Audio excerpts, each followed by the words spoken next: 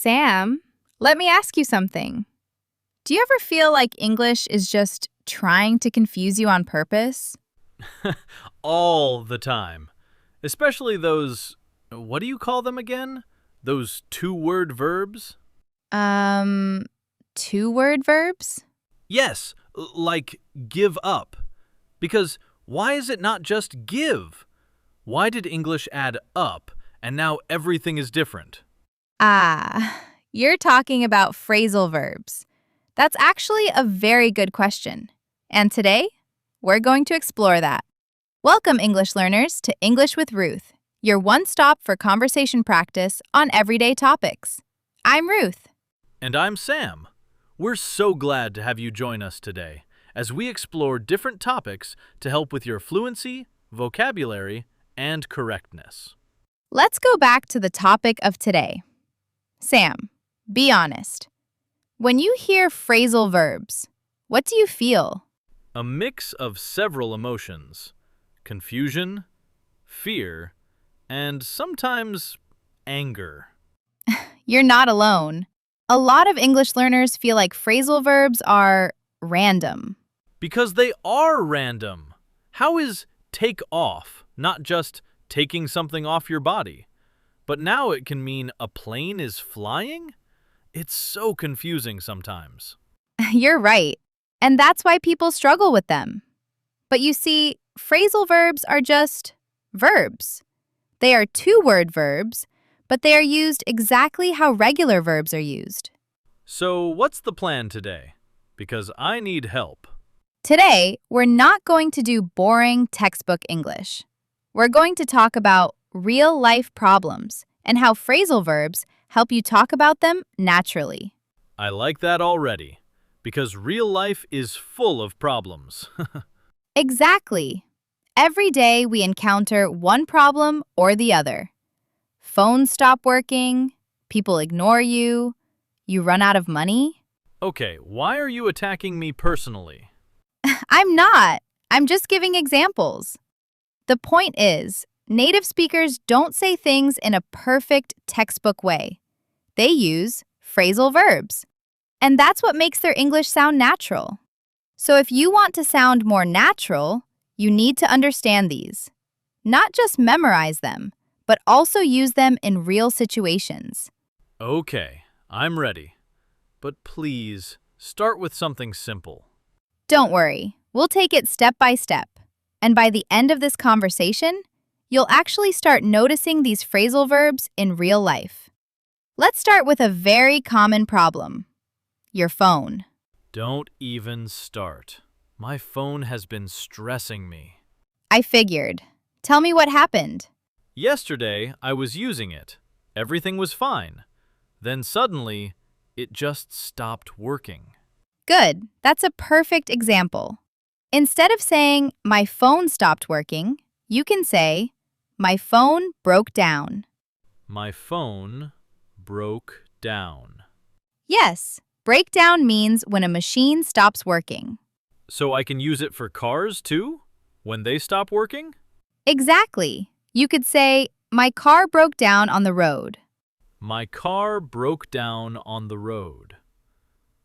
That one is even worse, because now you're outside, stranded, and thinking about your life decisions. Yes, and probably regretting everything. Okay, I like this one. Breakdown feels more natural. That's the whole point. Native speakers don't always say, stop working. Sometimes they say, break down. Let's try it in a sentence. Okay. My phone broke down yesterday. Good. One more. My car broke down on the way to work. Perfect.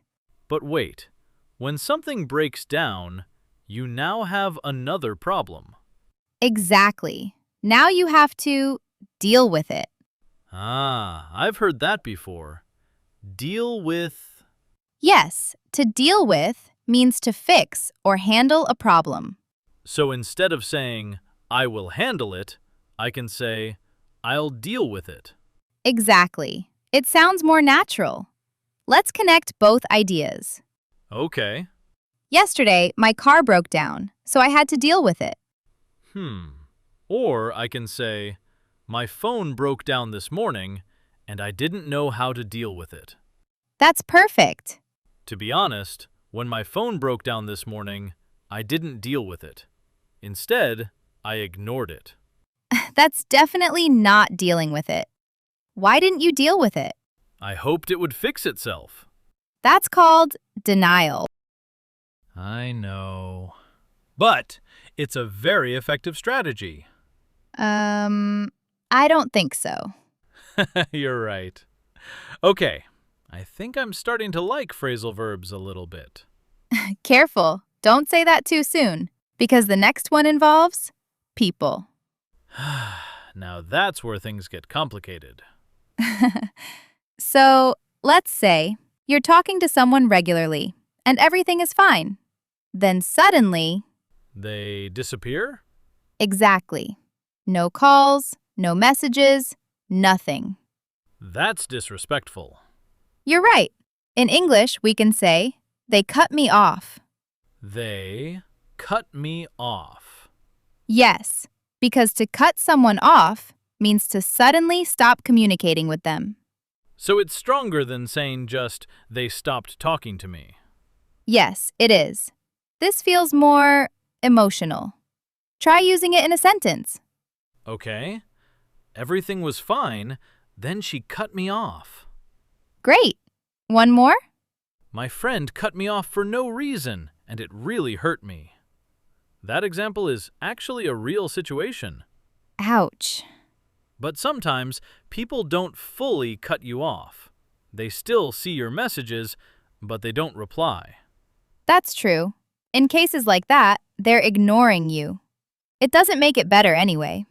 Which one is worse, being cut off or being ignored? Good question. Because if you cut me off, at least I know it's over. But if you ignore me, now I'm confused, and I'm checking my phone every 2 minutes. And that's not fun. Okay, now imagine this. You miss someone. You want to talk to them again. You can say, I'll reach out to them. Reach out.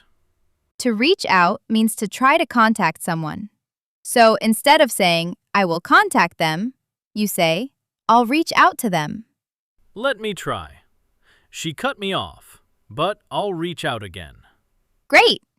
My friend is ignoring me. Maybe I should reach out. Perfect.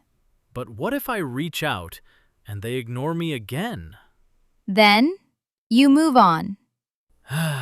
Life lessons and English lessons at the same time. You're welcome. So now we have looked at cut off, to stop talking to someone suddenly, ignore, to choose not to respond, and reach out, to try to contact. Let's talk about something even more serious. Money? Exactly. Let's say you don't have money anymore. You can say, I've run out of money. I've run out of money. That sounds serious. It is. To run out of means to have nothing left. So I can use it for other things too? Of course you can. We could say, for example, I ran out of food. We've run out of time. That means you have no food and no time left. Okay, let me try. I ran out of money before the end of the month. Now that's a very real sentence I can relate to. Because sometimes the month is longer than the money. That's a very famous problem. Now, even if you run out of money, you still have to survive. Yes, unfortunately. So we say, I'm trying to get by. Get by. To get by means to manage with what you have. So it means life is not easy, but I'm managing? Exactly. I don't have much money, but I'm getting by. Perfect. I lost my job, but I'm trying to get by. That's very natural. So, get by is like survival mode. Yes, not comfortable, just managing. Okay, I know this feeling too well. Now, if money is low, what do? I complain. That doesn't help. Okay, fine. I spend less. Exactly. And we say, I need to cut back on my spending. Cut back. To cut back is to reduce spending or activity that could potentially become a problem. You could say, for example, I need to cut back on my expenses. Or, I'm cutting back on eating out. So, no more online shopping? Nope, you're cutting back on online shopping. No more enjoyment? Okay, just a little bit of enjoyment. Let's go over them. To run out of means to have nothing left. To get by means to manage with what you have. And to cut back means to reduce spending. This one is too real. I feel like this is not English anymore. This is life. You're right. Now let's end with something important. What happens when things get difficult and you feel like stopping? Well, I stop. Exactly. But instead of saying, I stop, you could say, I give up. I give up. Yes, to give up is to stop trying. Saying this will help you sound more native-like. Oh, so if I say, I'm tired, I want to give up, that's correct? Yes, it's perfect. Great. But sometimes it actually feels easier to give up. I know that feeling. That's why we say, I'll keep going. To keep going is to continue, don't stop. For example, I feel tired, but I'll keep going. Perfect. Let's quickly go over everything we learned today. We looked at break down, which means stop working, deal with, which means to handle a problem, cut off, which means to stop communication, and ignore, which means to not respond. We also went over reach out, which is to try to contact, run out of, which means to have nothing left, also get by, which is to manage, then cut back, which means reduce spending, and finally, give up, which is to stop trying. Exactly. It's also important to note that phrasal verbs are verbs, which means they need to obey rules regarding tenses. When using any phrasal verb to talk about a past situation, the past form must be used. You mean like give up becoming gave up when using it to describe a past event? Exactly. That's actually a lot. I know, but when you practice using them in your conversations, you'll be fluent in no time.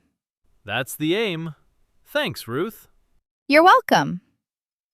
That brings us to the end of this episode on phrasal verbs. Could you try making sentences with these phrasal verbs in the comments? I look forward to reading them. Until next time, bye!